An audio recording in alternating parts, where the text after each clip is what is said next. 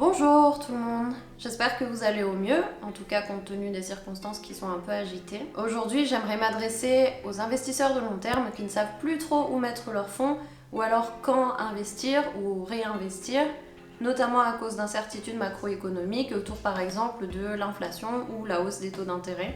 Mais aussi à cause de vidéos YouTube terrifiantes avec des miniatures sur fond rouge avec des flammes, des bouches ouvertes et les mots crack, crise, disparition de l'espèce et j'en passe. Je précise, parce que ma vidéo va peut-être pas forcément tomber au meilleur moment, que je ne parle pas du tout de géopolitique que je ne maîtrise pas. Et en particulier aujourd'hui, j'aimerais vous proposer une méthode pour vous aider à définir le bon prix d'achat acceptable auquel vous pourrez faire vos prochains investissements.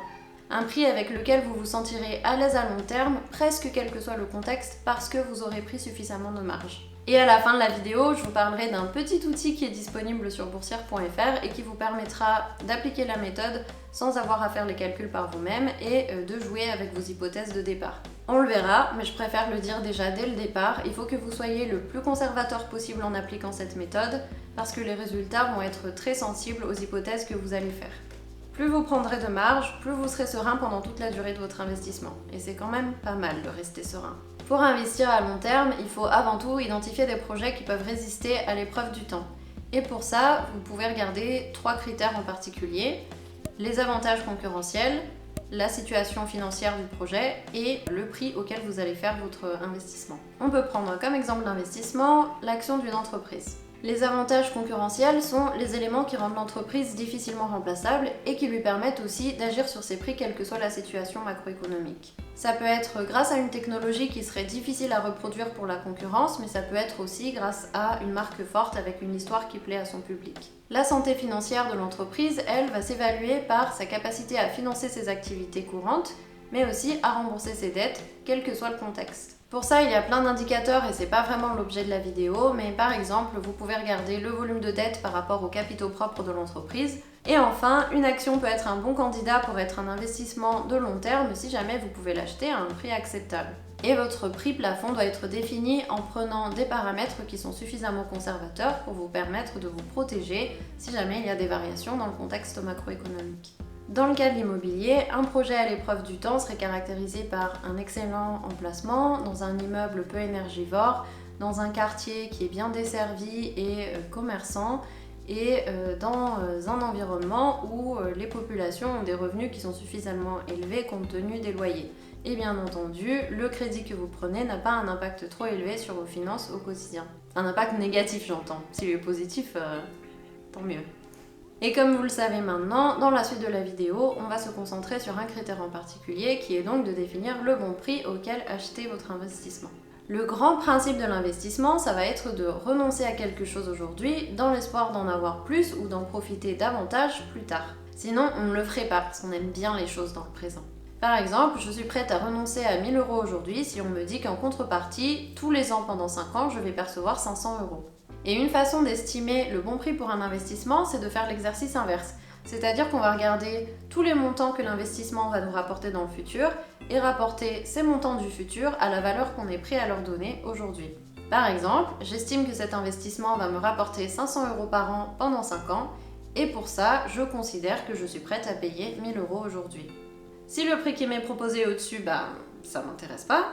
Et par contre, s'il est en dessous, je pense que je fais une bonne affaire. Pour un investissement immobilier, on peut se dire qu'on va ramener à leur valeur d'aujourd'hui tous les loyers qu'on va percevoir pendant la durée de notre investissement, plus le montant auquel on va revendre notre bien à l'issue de cette période. Pour un investissement dans une action, on peut se dire qu'on va ramener à leur valeur d'aujourd'hui tous les dividendes futurs, pour ceux d'entre vous qui ont pour stratégie de générer des revenus passifs, soit les flux de trésorerie libres, ou free cash flow en anglais, en gros l'argent qui est dégagé par l'entreprise, soit le résultat net de l'entreprise, qui est finalement ce qui lui reste comptablement après avoir intégré tous ses revenus et toutes ses dépenses, et dans tous les cas en ajoutant le montant qu'on touchera au moment de la revente. Dans la méthode consacrée, qu'on appelle la méthode DCF pour Discounted Cash Flow en anglais, qui correspond à méthode d'actualisation des flux de trésorerie libre en français parce que la France aime bien la littérature, on va plutôt partir du coup des flux de trésorerie libre. Ça correspond à l'argent qui est effectivement dégagé par l'entreprise et ça se calcule en prenant le flux de trésorerie lié à l'activité courante moins les investissements qui sont faits par l'entreprise pour maintenir ou développer cette activité.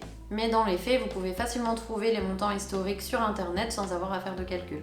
Et cet argent disponible permet à l'entreprise de verser des dividendes, de rembourser ses dettes, mais aussi de faire de nouveaux investissements. Par exemple, acquérir une nouvelle entité.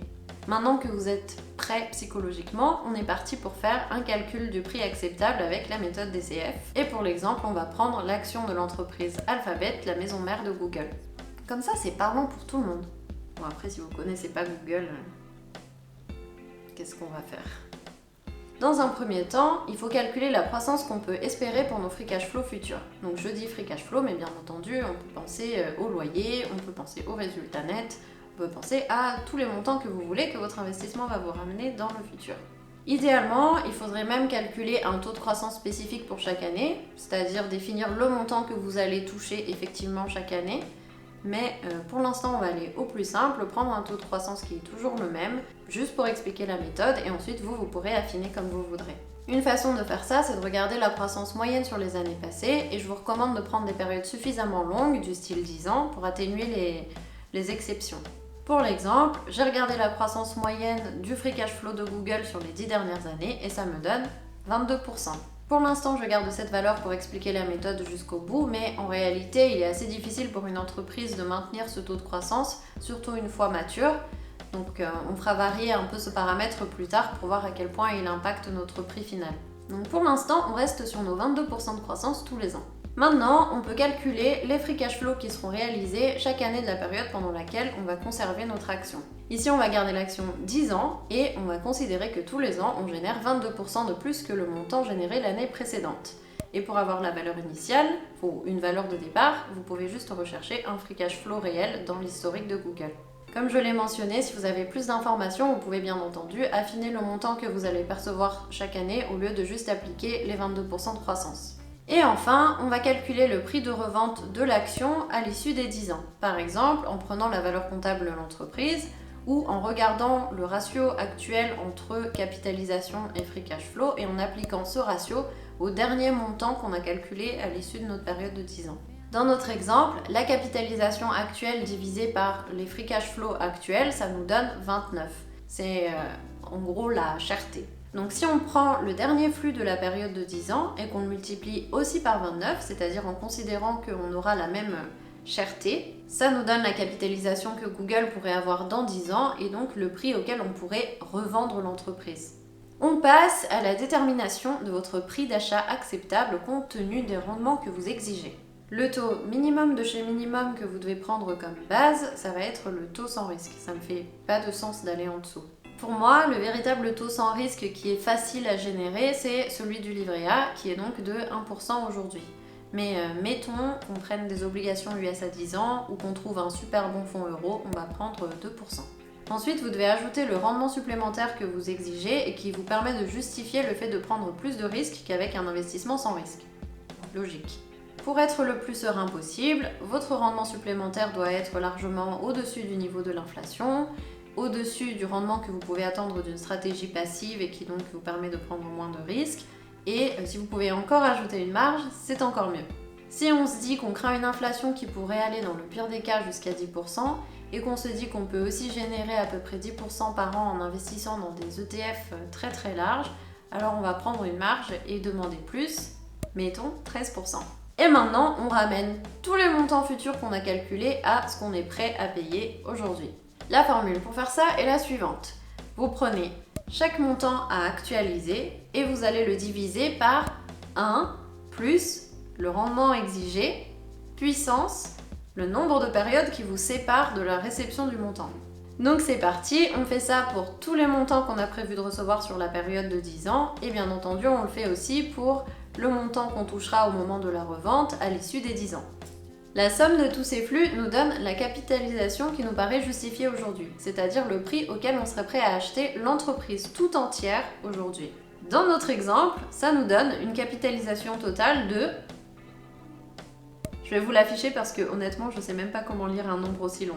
Et pour finir, on peut calculer le prix d'une action, parce que bon, jusque-là, on calculait quand même le prix d'une entreprise tout entière.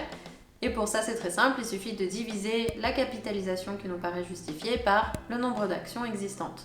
Ici, ça nous donne 6780 $. Donc, si j'ai l'opportunité d'acheter cette action à un prix qui est suffisamment en dessous des 6780 $, je sais que je suis à l'aise avec ce qu'elle va me rapporter à long terme, même s'il y a des mouvements de cours en cours de route. Des mouvements de cours de route. Pardon.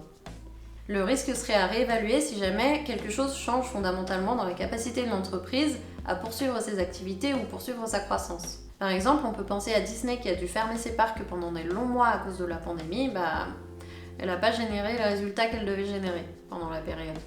Aujourd'hui, le cours de Google est autour de 2600 $, donc avec les hypothèses que nous avons prises, et attention, je ne suis pas responsable des hypothèses que vous allez prendre, il faut que vous les définissiez comme vous voulez. Mais avec ces hypothèses, ça peut être un bon prix d'entrée. Et en diminuant arbitrairement la croissance attendue qui était de 22% à 10%, parce qu'on se disait que 22% par an, surtout pour une entreprise mature, c'était beaucoup, on arrive à un prix cible de 2988 $, donc qui est déjà beaucoup plus proche du prix actuel.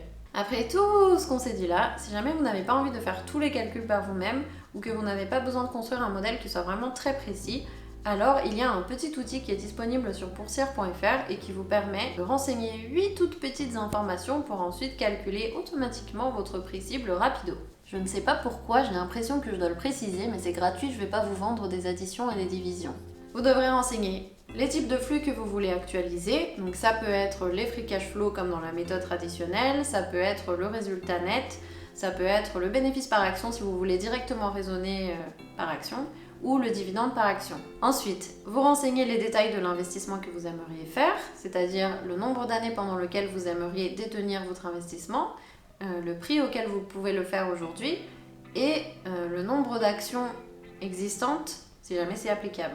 Et enfin, vous renseignez les hypothèses que vous faites, c'est-à-dire le montant qui est attendu pour la première année qui va servir de référence pour calculer les montants suivants, la croissance que vous attendez des montants chaque année et vos exigences de rendement, c'est-à-dire un taux sans risque minimum et le taux que vous demandez pour couvrir le risque. Jouez un maximum avec les différentes variables pour vous rendre compte de à quel point elles font varier le résultat final. Et si jamais vous avez des commentaires sur l'outil, n'hésitez pas à les partager dans les commentaires pour qu'on puisse le faire évoluer petit à petit. C'est tout ce que j'avais à vous raconter aujourd'hui, j'ai l'impression que c'est déjà beaucoup. J'espère que ça vous sera utile, en tout cas pour moi c'est pas mal utile, en tout cas pour les actions où on a un peu de visibilité sur le futur de l'entreprise ou pour éliminer des grosses aberrations. Merci de m'avoir consacré quelques minutes, bon courage dans vos aventures d'investisseur et même d'être humain de manière générale. Bonne semaine, bisous!